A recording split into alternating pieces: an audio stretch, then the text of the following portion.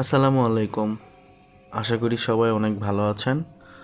তো প্রিয় লিসেনার, আজকে আমি আরও একটি ভয়ের সত্য ঘটনা নিয়ে হাজির হয়েছি। ঘটনাটি আমাকে পাঠিয়েছে কাশেম নামে এক ছোট ভাই। তো ঘটনাটি ঘটেছিল কাশেম ভাইয়ের একজন আত্মীয়র সঙ্গে। ঘটনাটি আমি শুরু করলাম বেশি কথা না বাড়ায়। তো যেভাবে লেখা আছে আমি সেভাবেই পড়ছি। 1972 সালের শীতকাল, বাংলাদেশের উত্তরাঞ্চলের একটি ছোট্ট গ্রাম, চারদিকে কুয়াশা, বাঁশঝড় আর নির্জন মাঠ। সেই গ্রামের নাম ছিল দেউরিয়া। গ্রামের মানুষ রাত নামলেই দরজা জানলা বন্ধ করে দিত, কারণ গ্রামের পাশের পুরনো রেল লাইনের কাছে নাকি মাঝরাতে এক অদ্ভুত মেয়েকে দেখা যায়। ঘটনাটি প্রথমে কেউ বিশ্বাস করেনি। এক রাতে গ্রামের স্কুল শিক্ষক রহিম সাহেব পাশের উপজেলা থেকে ফিরছিলেন। শেষ বাস মিস হওয়ায় তাকে হেঁটেই ফিরতে হচ্ছিল। ডিসেম্বরের বাতাস, চারদিকে ঘন কুয়াশা। রাত তখন প্রায় 12:30।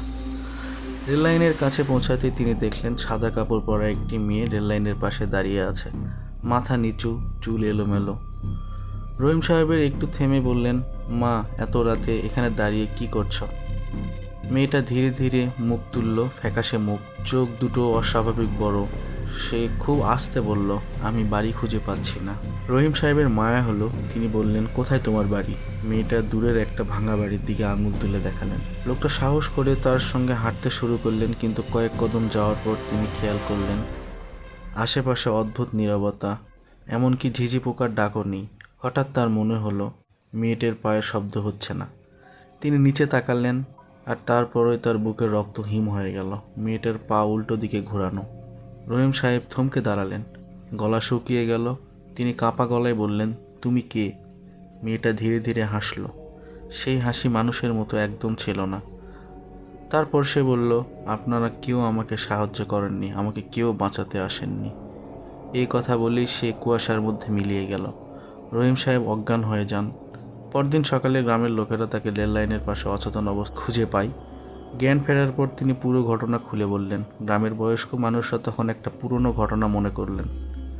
10 বছর আগে ঠিক ওই একই জায়গাতে এক তরুণীর ট্রেনে কাটা পড়ে মারা গিয়েছিলেন। সে নাকি বিয়ের আগের রাতে বাড়ি থেকে পালিয়ে এসেছিল, কিন্তু কেউ তাকে সাহায্য করেনি। অনেকেই তাকে দেখে দরজা বন্ধ করে দিয়েছিল। সব থেকে ভয়ের বিষয় হলো, রহিম সাহেব যে ভাঙ্গা বাড়িটার দিকে মেয়েটাকে যেতে দেখেছিলেন, সেটা আসলে বহু বছর আগে আগুনে পুড়ে ধ্বংস হয়ে গিয়েছিল। ঘটনার পর থেকে গ্রামের মানুষের গভীর রাতে ওই রেল লাইন এড়িয়ে চলতেন। কিন্তু এখানেই শেষ নয়।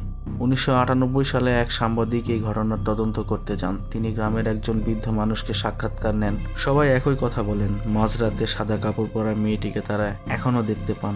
সাংবাদিক বিষয়টা কুসংস্কার ভেবে উড়িয়ে দেন। সেই রাতেই তিনি ক্যামেরা নিয়ে রেল লাইনের পাশে অপেক্ষা করেন। রাত 1টা নাগাদ হঠাৎ কুয়াশার ভেতর থেকে একটা অবয়ব দেখা যায়, সাদা কাপড়, লম্বা চুল, ধীরে ধীরে এগিয়ে আসছে। সাংবাদিক সাহস করে ক্যামেরা তুললেন এবং ছবি তুললেন। ফ্ল্যাশ পড়ার সঙ্গে সঙ্গে মেয়েটা থেমে গেল। তারপর মাথাটা অস্বাভাবিকভাবে একপাশে ঘুরিয়ে সরাসরি ক্যামেরার দিকে তাকালো। সাংবাদিক ভয়ে দৌড়ে পালিয়ে যান। পরদিন সকালে তিনি গ্রাম ছেড়ে চলে যান। যাওয়ার সময় একটা কথাই বলেছিলেন, আমি যাকে দেখেছি সেটা মানব ছিল না। সবথেকে অদ্ভুত বিষয় হলো, পরে ক্যামেরার ফিল্ম ডেভেলপ করার পর দেখা যায় ছবি কালো এসেছে। শুধু একটা ছবিতে দূরে দাঁড়িয়ে থাকা একটি ঝাপসা অবয়ব দেখা যায়, আর সেই অবয়বের চোখ দুটো অস্বাভাবিক সাদা। আজও নাকি শীতের কুয়াশার রাতে দেউরিয়ার পুরনো রেল লাইনের পাশ দিয়ে গেলেই কেউ কেউ ফিস ফিস করে একটাই শব্দ শুনতে পান, আমার বাড়ি খুঁজে পাচ্ছি না।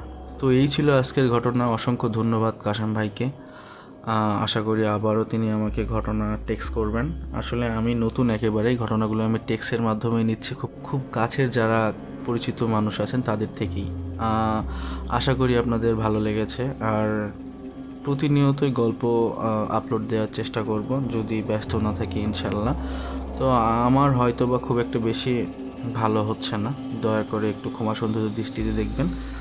আমি আস্তে আস্তে ডেভেলপ করার ট্রাই করতেছি। যদি একটু ভালো লাগে আপনাদের কাছে, তাহলে আমাকে একটু সাপোর্ট করবেন, আর দয়া করে চ্যানেলটা একটু সাবস্ক্রাইব করে দিবেন।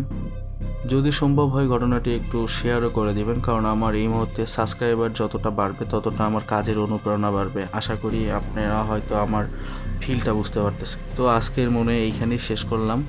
আশা করি আবারও কালকে বা অন্য কোনো দিন নতুন কোনো ঘটনা নিয়ে আবারও হাজির হব আপনাদের সঙ্গে। আসসালামু আলাইকুম, সবাই ভালো থাকবেন।